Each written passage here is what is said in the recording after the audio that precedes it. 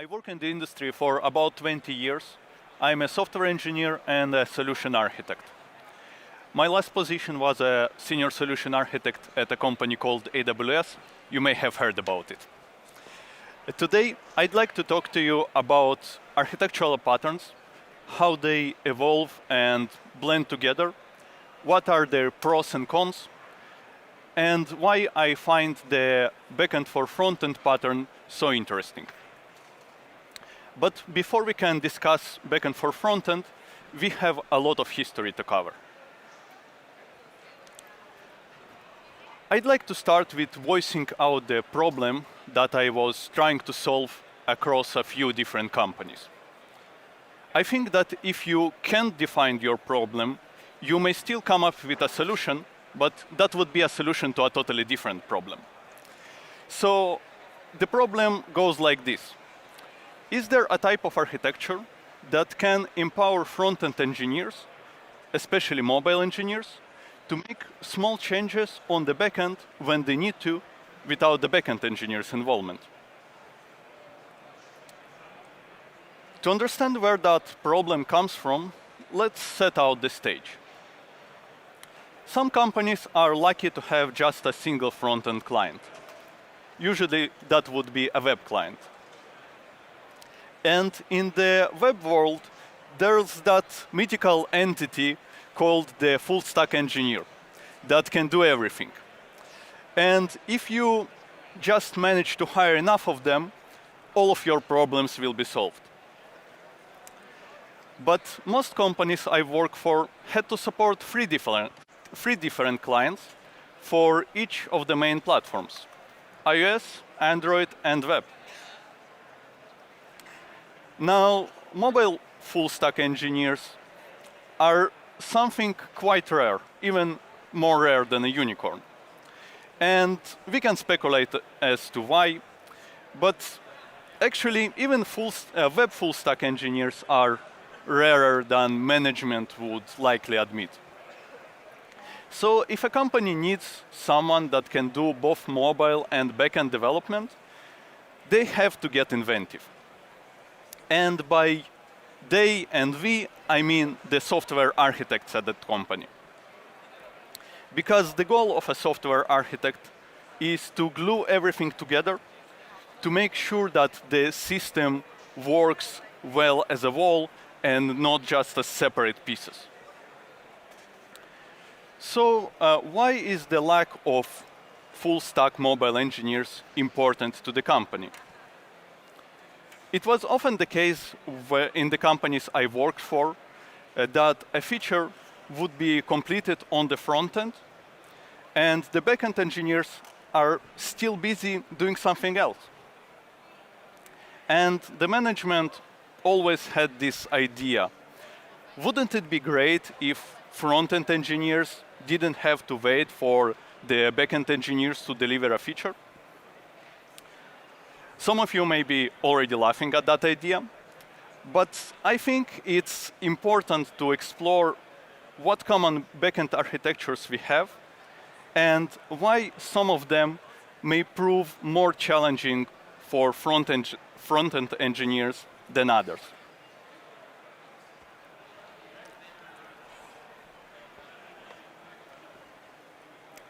Let's start with the monolith. It's the simplest architecture to represent, I think. When all you have is a hammer, everything looks like a nail. When all you have is a monolith, all the clients talk to the monolith because you don't have anything else. The benefit of that architecture is simplicity. Look, it's just one box. You don't need to concern yourself where you put your next feature. You put it in the monolith.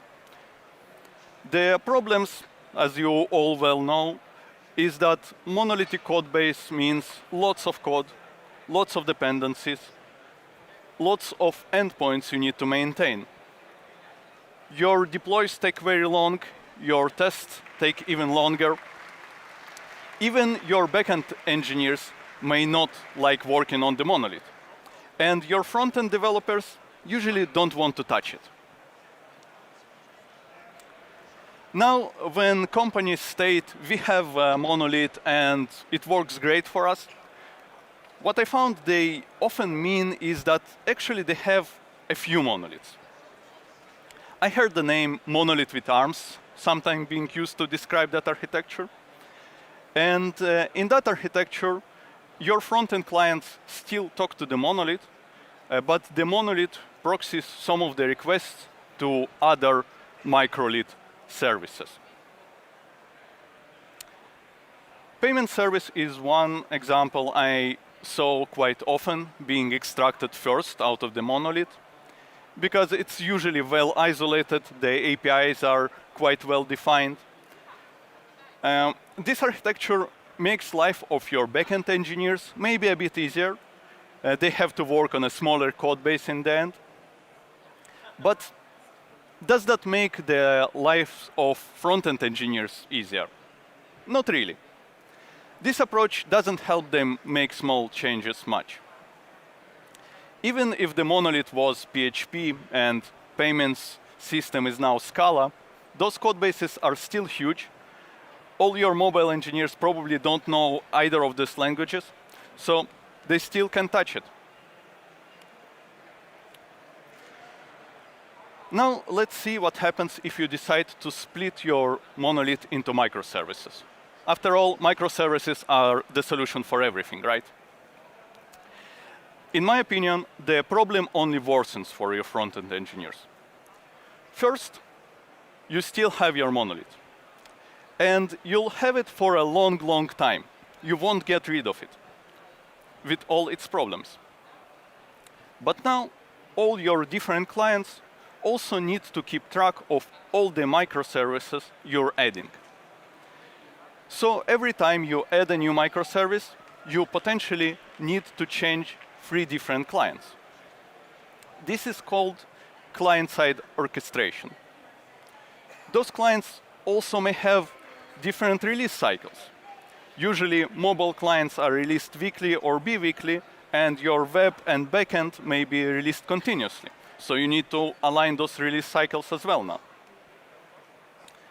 That adds a lot of complexity, and a lot of complexity means a lot of opportunities for bugs, and introduces tight coupling between your backend and frontend. Also, those microservices may still be written in languages that your front-end engineers are not familiar with. Still, with all its downsides, I knew quite a few successful companies that are doing this client-side routing, and it works well for them. It really depends on the stage of the company. If your architecture is already pretty stable and you add a new service every few months, then it's not a big deal. If you add a new service every few days, then this architecture becomes an issue. So if constantly changing your clients by adding new endpoints is a problem, a common way to solve this problem is to add an API gateway layer. API gateway is basically a reverse proxy on steroids. It may be a service you created or some open source solution that you configured, or something your cloud provides. AWS, for example, has a product inventively named Amazon API Gateway. Well done, Amazon. In any case, this API gateway is a single entry point to all your clients, and it may handle orchestration and some cross-cutting concerns like security for them. The benefit is that now there is no need to add new hosts for your clients constantly.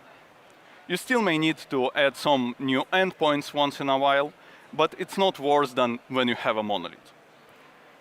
The disadvantages is that usually your front-end developers need to learn a new language to be able to make even small changes to this layer, be it Go, Terraform, something else. And this is similar to the problem we had before. And that means, again, that to deliver any kind of feature, no matter how small, you would still need support of your backend engineers. In some extreme cases, this API gateway layer also becomes yet another monolith, smaller in terms of business logic, but still with hundreds of endpoints that you need to maintain. So some companies decide to introduce API gateways per domain. For example, you may want to split your API gateway by type of user. If we were to develop something like a taxi app, we could create one gateway for drivers and another for riders. This pattern has the advantage that each gateway will be smaller than one massive API gateway we discussed previously. It also allows you the flexibility of different protocols. For example, driver's gateway can use REST and rider's gateway can use GraphQL to suit your needs better. With one monolithic API gateway, it would be almost impossible. We still have the problem, though, that your front-end engineers may have a hard time making any changes on those gateways. Here is where the backend for front-end, or simply BFF architecture, comes into play. The idea is that instead of having a single API gateway, or API gateway per domain, we would have a gateway for each client. One for iOS, another for Android, a third one for web. The benefit of that approach is that each front-end team can now choose the technology and protocol that works specifically for them. For example, web gateway could be developed in TypeScript and use GraphQL. Android gateway can be developed in Kotlin and use REST. And since Swift is not really a thing on the backend, you may decide to use Go and WebSockets for iOS simply because your iOS engineers like that technology. That approach allows your front-end developers to own parts of the backend infrastructure. It reduces the cost of context switch because they can work on the language and protocol most suitable for them. That's not a backend for front-end architecture yet, though, but it's a step in the right direction.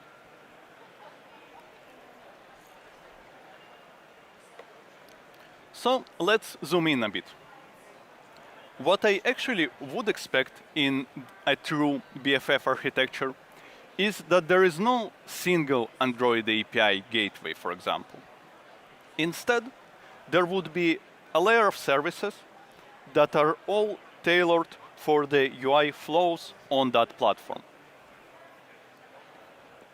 For example, if we have three screens in our app, home, feed, and gallery, we would have three services corresponding to each screen on each platform.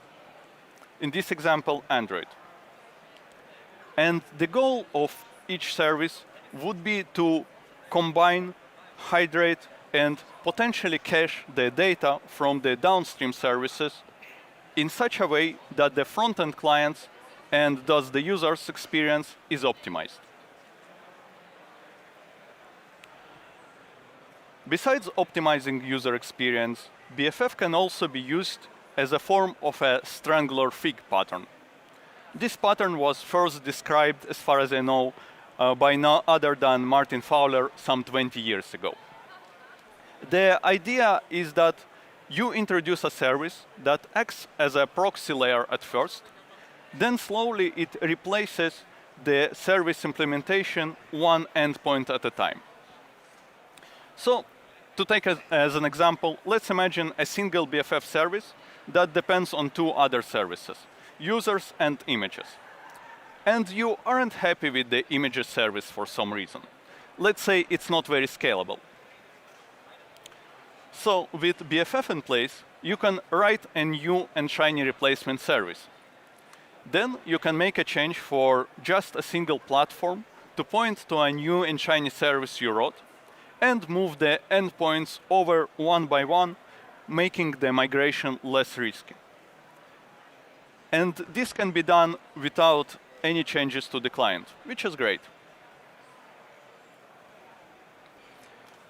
The disadvantages of the BFF architecture, and everything has disadvantages, is that it's quite a lot of code duplication. If your iOS, web, and Android front-end applications have very similar screens, you'll have to implement their APIs 3 times in different languages. For that reason, although you may have 3 different clients, you may decide to split the BFF layer into 2 parts instead of 3. So you would have a mobile BFF and a web BFF. There are a few reasons for that.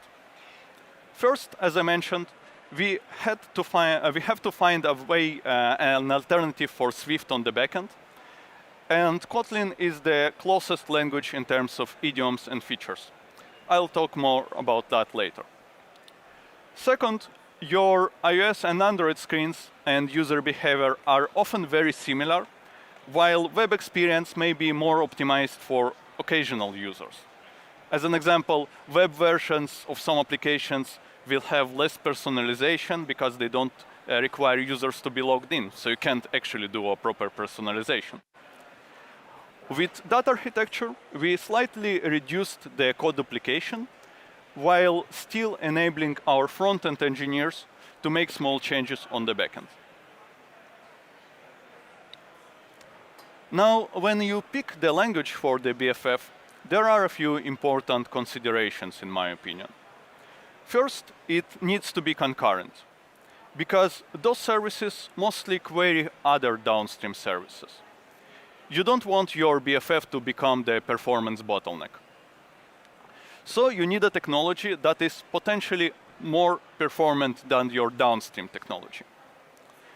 Second, it should be something that your front-end engineers are actually comfortable with.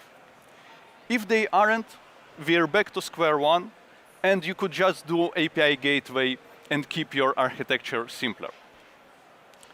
And the third point, which is more opinionated, is I think it should be a typed language or at least a typed solution, because like GraphQL, because having a well-defined schema really helps when you implement BFFs. Now, if you're going to implement BFF for web, TypeScript is a no-brainer. Your web engineers already use it on the front end. Its runtime is concurrent, and it's so type-safe, they even put type in its name. I don't think you'll need much convincing there. Mobile BFFs are a more contentious point. I always advocate for Kotlin there. Kotlin is type-safe, which means that you spend less time figuring out what your API returns. More importantly, it's also null-safe. Null safety is a killer feature in Kotlin. It's very hard to get a null pointer exception in Kotlin. Compiler will usually catch that. It has the concept of suspending functions and coroutines built into the language, so the language is concurrent by default. For Android developers, it's really a no-brainer. They already know the language, so it's almost effortless for them to become productive. For iOS developers, this is mostly my anecdotal experience, but from what I can tell, they also find Kotlin to be quite similar to Swift and easy to adopt on the backend. Now I want to talk about some anti-patterns. One very important thing is that your BFF needs to be simple in order to be adopted by your front-end engineers. And in order to be simple, it needs to have very few external dependencies and no state. I sometimes see that a team would add a database to a BFF just to store some stuff, or a queue because we want to be reactive. Of course, you can do whatever you want. In the end, it's your system. But please don't call it a BFF service. Once you add some state, it just becomes another service. BFF should only call downstream services and implement presentation logic like hydration.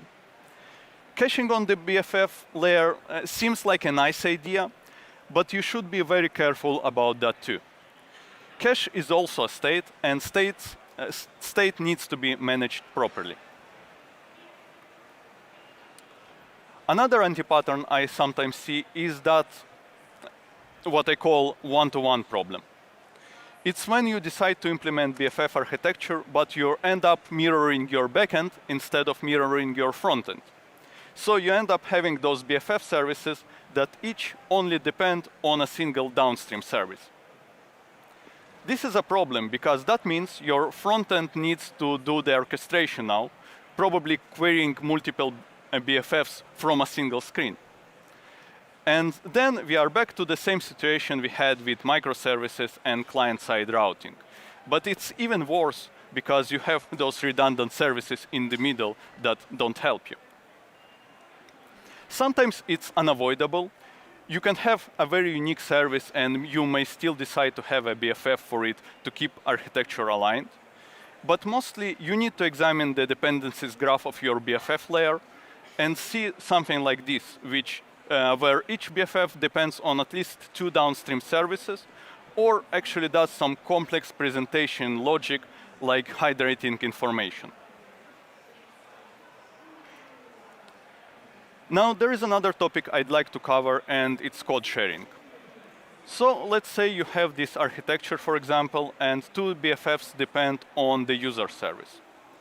That means that both of them have a user model, some class called user response or something like that.